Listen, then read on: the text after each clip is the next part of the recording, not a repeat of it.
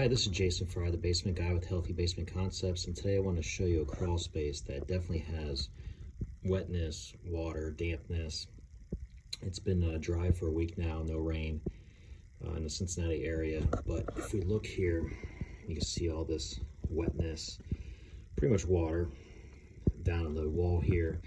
You can just see how moist and damp and wet that all is. We have a vent right here, which we talked about numerous times, but those are horrific for houses. You're allowing all that heat and humidity in the summertime to come in, and in the wintertime it's Arctic blast.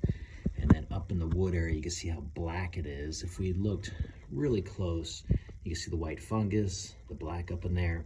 But this wood is actually wet today because this humidity and dew point down here is so high. It's like being in a sauna almost, in a way. Just don't have all the heat, and that wood's just soaking up all that moisture and water.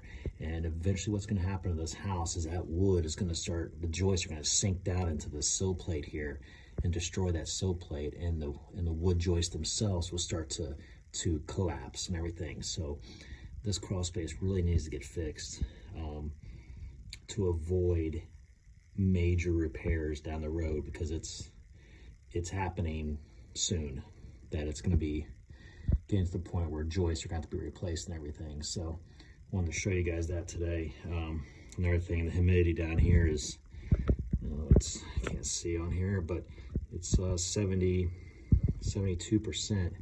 right now, 73, and I just kicked this on 2 minutes ago. So I'm going to bet you this crawl space is going to get up to 80% humidity, and it's 66 degrees down here. So it's not good for your house to have humidity that high in the crawl.